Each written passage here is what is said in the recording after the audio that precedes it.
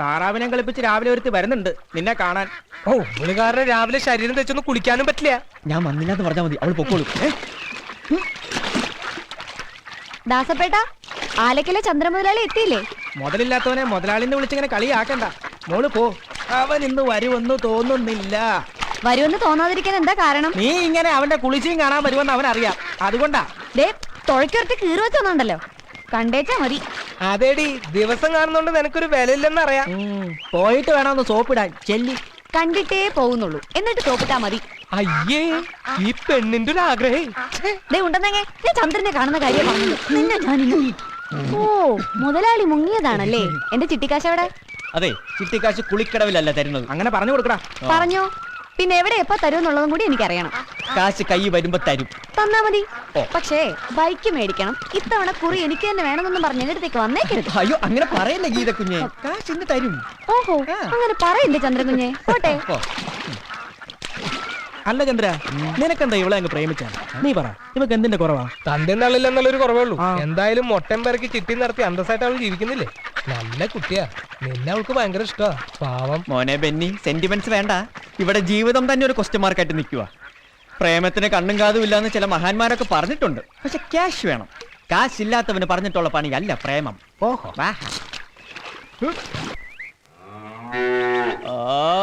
എന്നെയും കൊണ്ടേ പോകൂന്നാ കരച്ചില്. കൊടുക്ക് കൊടുക്ക്, തിന്ന് കൊഴുക്കട്ടെ. മിണ്ടാപ്രാണിയെ കുറിച്ച് അങ്ങനെയൊന്നും പറയാതരാ. പറയാതെ പറ്റില്ലല്ലോ. മിണ്ടാപ്രാണിയാണെങ്കിലും പിണ്ണാക്കും പുഷ്ടി എല്ലാം കൂടെ രൂപ 710 ഇന്നലെ രാത്രി ആന്റപ്പന്റെ കടയിൽ എണ്ണി കൊടുത്തത്. ആ കാശ് ഉണ്ടാക്കിയ പാടെ എനിക്കേ അറിയൂ. പ്രസവിക്കാത്ത പശുവിന് പിണ്ണാക്കും പുഷ്ടിയും പുല്ലും കച്ചിയും എല്ലാം ഞാൻ നിർത്തി തരാം. ഓ, പിന്നെ നിർത്തും. മച്ചി പശു എന്ന് വെച്ചാലേ വീടിന് ഐശ്വര്യ അല്ലേ അമ്മണി? അതി കുറച്ചുള്ള ഐശ്വര്യമൊക്കെ മതി അല്ലേ അമ്മിണി? ഞാൻ കാണിച്ചു തരാം. ബാ.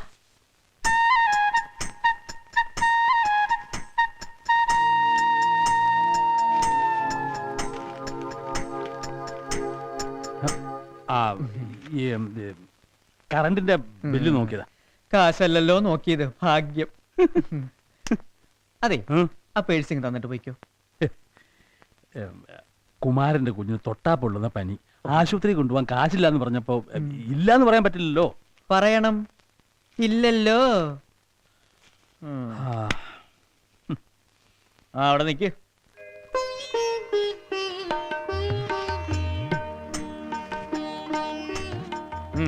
ഇതേത് പേഴ്സ്? ഇതാണ് മണി പേഴ്സ്, ഇത് കാലി പേഴ്സ്.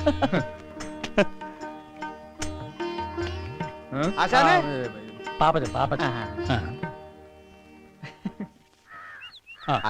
നിക്ക്, കുഞ്ഞിനെ ആശുപത്രി കാണിച്ചിട്ട് എന്തെങ്കിലും ആവശ്യം ഉണ്ടെങ്കിൽ വന്നാൽ മതി. അതുകൊണ്ട് നേരെ ഷാപ്പിലോട്ട് പോകരുത്. അല്ല, അവന്റെ സ്വഭാവം പറഞ്ഞു. എന്താ പാപ്പച്ച? ഞാൻ പറയാം. അതെ, ഭാസ്കരൻ ജെട്ടിയിൽ ആന്റപ്പന്റെ കടയിൽ നിന്ന് ബഹളം ഉണ്ടാക്കുന്നു. പലിശക്കാശ് കൊടുക്കാത്തതിന് സാധനങ്ങളൊക്കെ പറക്കാൻ ചെന്നിരിക്കുക. വിളിക്കാൻ വന്നതാ പാപ്പച്ചൻ. ബാനൂർ ഷർട്ടിങ് എടുത്തേ. ഇതാ വരുന്നു. അയ്യോ, തന്നെ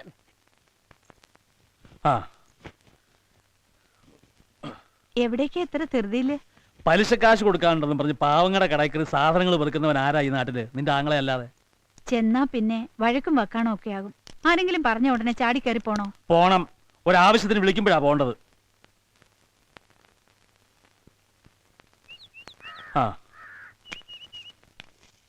വാ പാപ്പച്ച, ആടോ.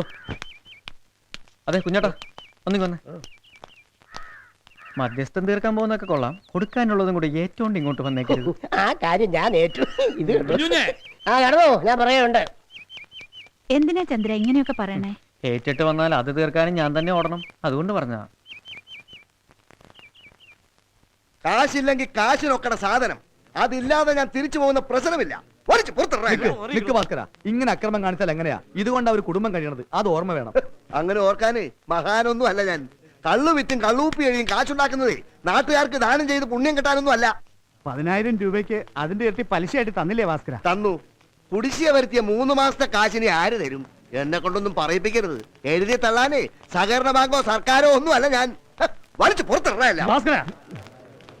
പലിശക്ക് കാശ് കൊടുത്തെന്ന് പറഞ്ഞ് കടക്കാത്ത കയറി പോക്കറ്റ് കാണിച്ചോണ്ടല്ലോ. ഇതൊന്നും ദൈവം പൊറുക്കുന്ന കാര്യമല്ല. ദൈവവും അളിയനും ഒന്നുമേ എന്റെ കാര്യത്തിൽ ഇടപെടണ്ട. പെങ്ങളും അളിയനും ഒക്കെ അങ്ങ് വീട്ടില്. എന്നാ ചുണയുണ്ടോ? നീ ഒന്ന് കേറടാ, കേറടാ. അളിയൻ ഇത് എന്നാത്തിന്റെ കേടാ? നമ്മൾ തമ്മിൽ കൈപൊക്കാൻ ഇടവരരുത്. 3000 രൂപ പലിശ കിട്ടാനുണ്ട്, അത് കിട്ടാതെ ഞാൻ പോവില്ല. എനിക്ക് ആ കാശ് വേണം. അത്രയ്ക്ക് തന്നാണെ അളിയെന്താ തരുവോ?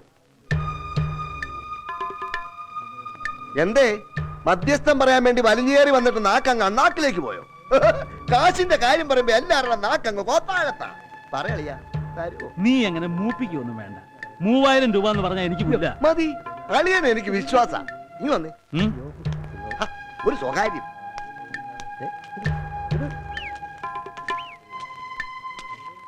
അതെ, പാടം വെള്ളത്തിൽ മുങ്ങിയപ്പോ സർക്കാരിന്റെ കയ്യിൽ നിന്ന് കിട്ടുമ്പോ തരാമെന്ന് പറഞ്ഞ് വാങ്ങിച്ച 1 ലക്ഷം രൂപ. പറഞ്ഞാൽ മതി, എനിക്ക് കേൾക്കാം. ഓ ഓ ആ. 1 ലക്ഷം രൂപ എന്റെ കയ്യിൽ നിന്ന് വാങ്ങിച്ച് നാട്ടുകാർക്ക് കൊടുത്തത് മറന്നിട്ടില്ലല്ലോ. ഇല്ല. ഓ. വീടിന്റെയും പറമ്പിന്റെ ആധാരം ഈടായിട്ട് വാങ്ങിച്ചു വെച്ച ഓർമ്മയുണ്ടല്ലോ. ഓ ഉണ്ട്. ആ. സമ്മതിച്ചു. അതിന്റെ കൂടെ ഒരു 3000 അതും സമ്മതിച്ചു. ഇങ്ങനെ നാട്ടുകാർക്ക് കൊടുത്ത് കൊടുത്ത് അളിയൻ കുട്ടനാടൻ ഗാന്ധിയായി. പക്ഷേ ഗാന്ധിയുടെ അനുഭവം ഉണ്ടായിരുന്നു. ഓർത്തോ? വള ചന്ദ്രടാ, അയ്യോ, ശ്ശോ, കാശ് പിന്നെ തന്നാലും മതി. ആൾക്കാരെ കൊണ്ട് അതും ഇതും പറയിക്കാതെ നീ അടങ്ങില്ലല്ലേ? എന്നാ കാശ് പോ. ഒരുമിച്ച് നടന്നു വിചാരിച്ച് പോലീസ് പിടിക്കത്തൊന്നുമില്ലല്ലോ. അതെ, ഇയാളെ പ്രേമിക്കാനുള്ള ഉദ്ദേശമൊന്നും എനിക്കില്ല. ആഴ്ച ചേട്ടിക്ക് 25 രൂപ സമയത്ത് തരാൻ കയ്യില്ലാത്ത ഒരാളെ പ്രേമിക്കാൻ എനിക്കെന്താ വട്ടാ? അതെ, എന്നെ കെട്ടാനേ നല്ല ചെത്ത് പയ്യന്മാര് വരും. ഓ. നല്ല അന്തസ്സായിട്ട് എന്റെ കല്യാണം നടത്താനുള്ള കാശ് ഞാൻ ഉണ്ടാക്കുന്നുണ്ട്. നല്ല നാദസ്വരവും മുല്ലപ്പന്തലും 4 കൂട്ടം പായസവും. ഇയാള് ഞെട്ടും. ഇയാള് ഞൊട്ടും. ഒന്ന് പോവണേ. മാർച്ച് 1 ആയിക്കോട്ടെ. എന്റെ അച്ഛനും അമ്മയും വള്ളം മുങ്ങി ചത്തതിന് സർക്കാർ എന്ന കാശ് ബാങ്കിലുണ്ട്. 18 വയസ്സായി അത് കിട്ടും. പിന്നെ മുട്ട വിറ്റും ചിട്ടി നടത്തിയും പാല് വിറ്റും ഇപ്പൊ എത്രയായി? കല്യാണം അടിപൊളിയായിരിക്കും. ഉപ്പ് വിളമ്പാൻ ഇവിടെ കാണണേ. അന്ന് മനസ്സിലുണ്ടായിരുന്നത് പറയാൻ മറന്നുപോയതാണ്. സുമംഗലി, നീ ഓർമ്മിക്കൊന്നും പാടിയടക്കേണ്ടി വരരുത്. എന്തെങ്കിലും ഉണ്ടെങ്കിൽ ഇപ്പൊ പറഞ്ഞോണം. എന്ത് കുന്തം? ഷോ, വേണ്ട വേണ്ട, ഞാൻ ഇയാളെ പുറകെ നടന്നിങ്ങനെ ശല്യപ്പെടുത്തില്ല. എനിക്കൊരു ഉപകാരം ചെയ്തു തരുമോ? എന്ത്? ആലപ്പുഴ ചെല്ലുമ്പോൾ നല്ല ചെക്കന്മാരെ കിട്ടാൻ പരസ്യം കൊടുക്കണേ എത്ര രൂപയാണെന്ന് തിരക്കോ? പരസ്യമൊക്കെ ഞാൻ റെഡിയാക്കി വെച്ചിട്ടുണ്ട്. തന്റേതല്ലാത്ത കാരണത്താൽ നടപടിക്രമങ്ങൾ. ഒരു ചായ. പുറപ്പെട്ടു കഴിഞ്ഞ് എന്തിനാ പൊന്നപ്പേട്ട ഇപ്പൊ ചായക്കട കയറിയേ? നിങ്ങളുടെ വിശപ്പിന്റെ വിളി ഞാനല്ലാതെ വേറെ ആര് കേൾക്കാൻ? എല്ലാരും ഇരിക്കെ, വയറ് നിറച്ച് മേടിച്ച് കഴിക്കുക. സുമതി, സുലൈമാനെ, എന്താ കഴിക്കാനുള്ളത്? അപ്പോ മോട്ടെ. എന്നാ ആവശ്യത്തിന് അപ്പവും മുട്ടയെങ്കിൽ പോരെ. പുറപ്പെട്ടു കഴിഞ്ഞ്. നമസ്കാരം. ഇതാരും പൊന്നപ്പെട്ടനോ? എപ്പ എത്തി? ഓ, രാവിലെ ഈ സഹോദരിമാരെ കെട്ടിയൊരുക്കി ഇറക്കണ്ടേ. 10 മണിക്ക് കമ്മിറ്റി, ഉച്ചയ്ക്ക് ബഹളാജാഥ, വൈകിട്ട് സമാപനം. ചന്ദ്രനെ കണ്ടപ്പോ സമാധാനമായി. ഇങ്ങ തന്നേ. എന്ത്? അപ്പൊ അറിഞ്ഞില്ലേ, ഇന്നലെ രസീത് കൊടുത്തിരുന്നു 501 രൂപ. ആ കാശ് കിട്ടുമെന്ന് തോന്നുന്നില്ല. ഞാൻ ഇല്ലാത്ത സമയത്ത് എന്റെ അച്ഛനെ പറ്റി എഴുതിയ കാശല്ലേ, അത് ഞാൻ തരില്ല. ദാ ബോട്ട് വന്നു. ഇക്കാ ചായ ക്യാൻസൽ. ചന്ദ്ര, ചന്ദ്ര, കാശ് താ. ഇല്ലെങ്കിൽ ഇവിടെ ഇറങ്ങാൻ പറ്റില്ല. അവളുമാര് തിന്നുന്ന തീറ്റി കണ്ടോ? ചതിക്കരുത്. തരാം. വീട്ടിലൊരു മച്ചി പശു നിപ്പുണ്ട്. അതിനെ കച്ചവടം ആക്കി തന്നാ രൂപ 501 അപ്പ കൈ തരാം. ഓക്കെ? ഇത് ചക്കയ്ക്ക് വരെ ചുക്കെന്ന് പറഞ്ഞ പോലായല്ലോ. ഈ മച്ചി പെണ്ണുങ്ങളോടൊപ്പം മച്ചി പശുവിനെ ഞാൻ ചുമക്കണമല്ലോ. കാശില്ലാതെ ഇവിടുന്ന് എങ്ങനെ ഇറങ്ങും? ഇറങ്ങണ്ട, ഇതും കുടിച്ചോണ്ട് ഇവിടെ ഇരുന്നോ.